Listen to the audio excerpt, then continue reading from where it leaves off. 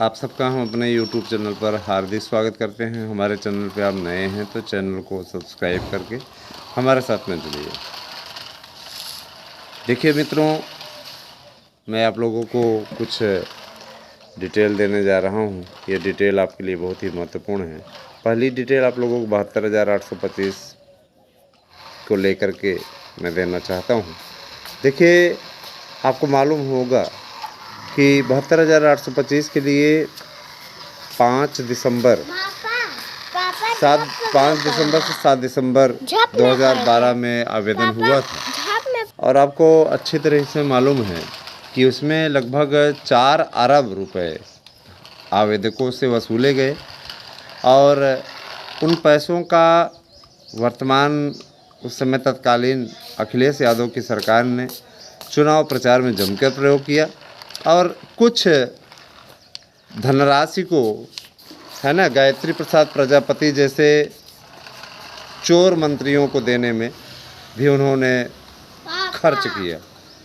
इनके इस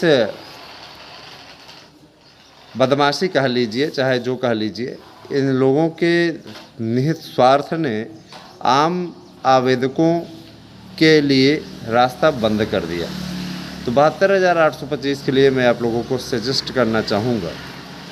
रही बात हमारे साथ जुड़ने वालों की, तो आज नहीं कल उनके लिए दरवाजे खुलेंगे, उनके लिए स्थितियाँ ठीक रहेंगी। लेकिन दोस्तों, जब इसमें बीएड के अस्तित्व पे ही सवाल उठ खड़ा हुआ है, तो फिर यहाँ पे अभी संबंध में अभी बात उसी समय हो पाएगी जब बीएड की एंट्री सुनिश्चित हो जाएगी। हम लोग उस प्रयास में लगे हुए हैं, उसके बाद ही कुछ कर पाएंगे। अखिलेश यादव की सरकार ने और मायावती की सरकार ने मिल कर के राजनीति खेली इस पे ज़बरदस्त तरीके से। मायावती का विज्ञापन टीईटी मेरिट पर निकला, जो कि नियमों के बिल्कुल विपरीत था। अगर आपको टीईटी मेरिट पे ही करना था तो आपको समय से वैकेंसी निकालनी चाहिए थी। परीक्षा के 3 दिन पहले नियम परिवर्तित करना ये कोई उचित बात नहीं थी, लेकिन अखिलेश यादव मायावती ने नियमों का उल्लंघन किया और उस पर कोर्ट ने बाकायदा सुनवाई की। हमें नहीं समझ में आता कि जिस डिक्शनरी को पढ़ करके अरुण टंडन जी ने इसे असंवैधानिक ठहराया, उसी डिक्शनरी को पढ़ करके फिर बाद में सर्वोच्च न्यायालय ने इसे सही कैसे ठहरा दिया, है ना। क्या एक ही कानून की किताब में 2 बातें लिखी हुई हैं क्या? ये अपने आप में आश्चर्यजनक रहा, अपने आप में आश्चर्यजनक रहा इस तरीके की चीज़ें। मैं देखिए किसी पर तंज नहीं कस रहा हूँ, लेकिन मैं इतना ज़रूर कहना चाहता हूँ कि ऐसा न्याय जहाँ पर कि ये कमेंट किया जाए, जहाँ पर सुनवाई करते समय जज ये कमेंट करे कि अगर कोई भी डिसीजन इसके विपरीत आया अगर किसी प्रकार से, है ना, तो निश्चित रूप से हम फैसले को पलट देंगे और इनके पक्ष में निर्णय देंगे। आपने उनके पक्ष में निर्णय तो दिया, लेकिन जिनके पक्ष में आपने निर्णय दिया उन्हें कुछ नहीं मिला, और जिनके पक्ष में आपने जिनके खिलाफ फैसला सुनाया उन्हें आपने नौकरी की सौगात दे दी। तो ये दोहरा मापदंड उचित नहीं है किसी के लिए भी, ठीक है। मैं ये बता देना चाहता हूँ, सर्वोच्च न्यायालय का सम्मान सब करते हैं, लेकिन कभी कभी ऐसे गलत फैसले हो जाते हैं जिन पर बोलना पड़ जाता है। गलत फैसले हैं, इनको गलत फैसले आप नहीं ठहराएंगे। आप स्वयं सोचिए, 66,000 को बचाते समय सिर्फ सरकार के कहने पर आपने उनको बचा दिया। क्यों बचा दिया, ये समझ से परे है, लेकिन इतना अवश्य है कि गलत हुआ, ये आवेदकों के साथ में गलत हुआ।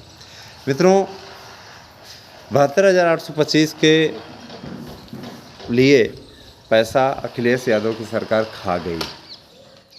उस पैसे को ने पूरी तरीके से चुनावी प्रचार में सामग्री में प्रयोग किया, ठीक है। और इसके अलावा गायत्री प्रसाद प्रजापति जैसे चोरों को, जो कि रेप के केस में अभी भी अंदर है, ऐसे मंत्रियों को पैसे बांटे। और यही नहीं, दुर्भाग्य है, ये सबसे बड़ा दुर्भाग्य मैं बताना चाहता हूँ, ऐसे लोग अभी भी लोकतंत्र की दुहाई देते हैं। समझ रहे हैं ना, ऐसे लोग लोकतंत्र की दुहाई देते हैं, है ना। लोकतंत्र खतरे में है वर्तमान सरकार के द्वारा। वर्तमान सरकार बहुत ज़्यादा अच्छी नहीं है, समझ रहे हैं ना। वर्तमान सरकार भी बहुत ज़्यादा अच्छी नहीं है, तो यहाँ पे समय थोड़ा हैं। और यही है, बस ये है कि भैया माफिया ठीक हैं, ये ठीक हैं, रोज़गार के मामले में वर्तमान सरकार महाफिसड्डी है। रोज़गार 5 सालों में आप देखिए कितना रोज़गार इन्होंने दिया है ना। सिर्फ मंदिर मस्जिद की बातें करके और भी चीज़ें करके आप आगे नहीं बढ़ सकते हैं। रोज़गार के लिए फोकस करिए। 5 साल से आप एलटी का विज्ञापन नहीं निकाल पाए, ये सबसे बड़ी असमर्थता है। एक दिन में आप चाहें तो टाइट करके इन सब की वाट लगा सकते हैं, लेकिन आम आवेदकों के लिए आपके पास में समय नहीं है ना। विभिन्न प्रकार के, कभी एयर शो में आप भाग लेने के लिए आते हैं। देखिए, सपोर्टर होने का मतलब ये नहीं कि अंधभक्ति, सपोर्टर होने का मतलब ये कतई नहीं है। जहाँ गलतियाँ हैं वहाँ बोला जाएगा।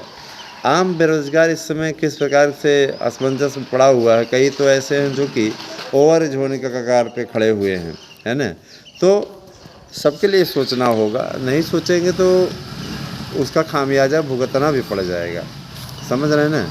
आपका माफिया के लिए, गुंडों के लिए, सबके लिए रणनीति बहुत अच्छी है, लेकिन रोज़गार के लिए भी आपको अवसर खोजने पड़ेंगे, ठीक है। और मैं ये कहना चाहता हूँ 72,825 जितनी जल्दी आप भूल जाएं उतना उचित है, क्योंकि उसका पैसा अखिलेश यादव की सरकार खा गई है और उसमें आप लोगों को कुछ मिलना नहीं है। अगर मिलना है तो आपको याचिका के थ्रू मिलना है ना। याचिका के थ्रू कि पैसा अगर खा गया है, जैसे गया हुआ था ना पैसा वापस करवाने, वापस करवा लिया क्या? नहीं ना, पैसा खा गया है। वहाँ पे उत्तर प्रदेश सरकार ने सीधे हलफनामा लगाया है कि हमारे पास पैसा नहीं है, राजकोष खाली है। उस समय अखिलेश यादव सरकार पैसा खा गई है।